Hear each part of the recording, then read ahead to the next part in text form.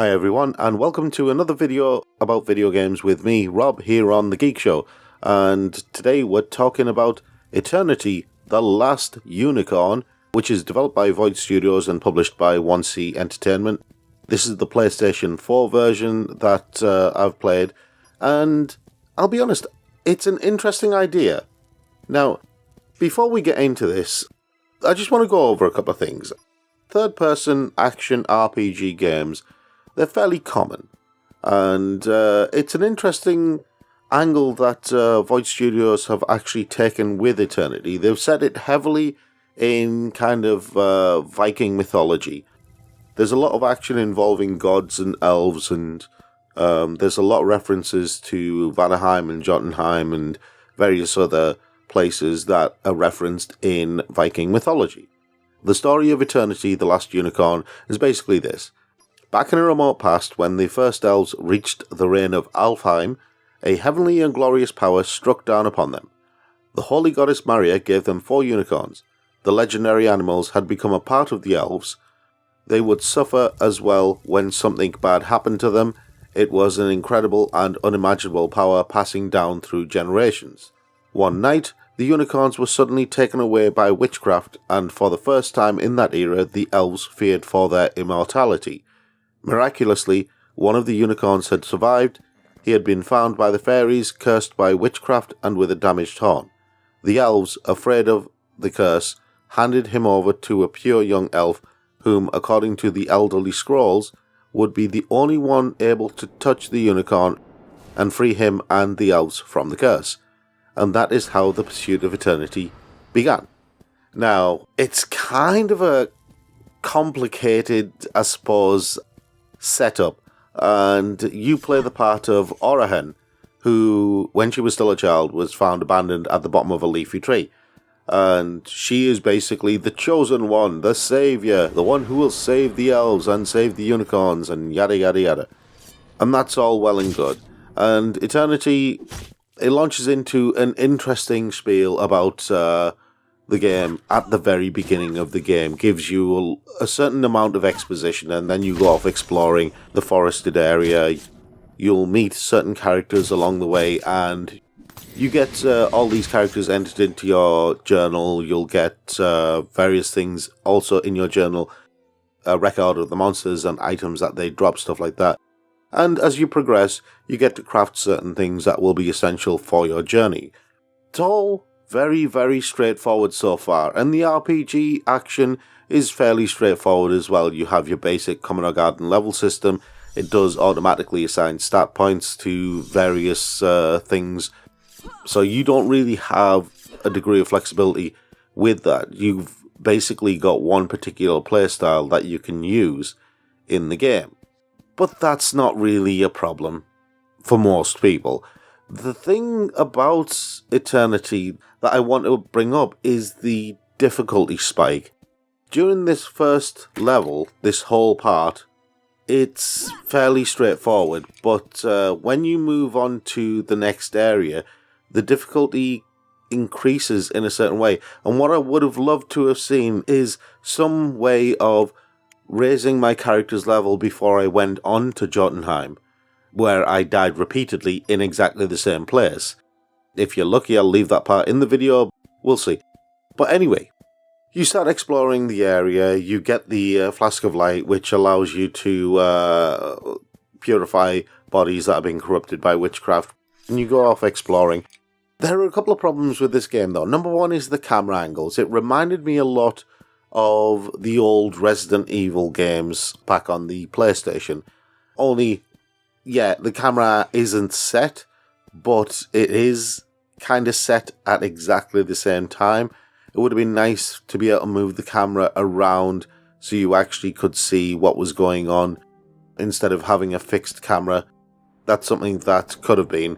And I'm not saying that Void Studios have done a bad job with the game, but there are issues with the game. It's not a perfect game, no matter how much I would love it to have been, because in terms of the graphics, it's not bad, especially for an independent game. In terms of the story, it's reasonably well thought out. The character models are pretty decent. The actual environment is nicely detailed. There are a couple of bits of clashing here and there between models, but you know, that's not really that much of an issue when you remember that this is an independent game. It is an indie game, pure and simple. What I would love to have seen, like I said, a camera that you can actually move around, that you can manipulate so you can see around corners and things like that better. Something a bit more in the way of explanations. I know that you get the hints and stuff like that, but something that would draw you into the story a bit more. It felt like the story was at arm's length and there wasn't as much to draw you in to keep you invested in the story. So it needs a bit more impetus on the narrative side. I think also the difficulty level, it suddenly spikes when you leave this first area and you go to Jotunheim, and it becomes much more difficult. Now, it does kind of prepare you a little bit for that by giving you certain things, and this is a little bit of a spoiler, I suppose. You will need the poison antidotes when you go to the next area, but likewise you will also need the healing herbs when you go to the next area as well. There are ways to beat the things in the next area, it's just the difficulty spike suddenly goes a little bit more than what you can handle, and it would have been nice if there was some kind of ability or some kind of facility where you could raise yourself an extra level so that you could inflict more damage, potentially, on the enemies, thereby finishing them off that little bit quicker. That would have been a nice thing to see, but okay, I understand it's supposed to be a challenging game.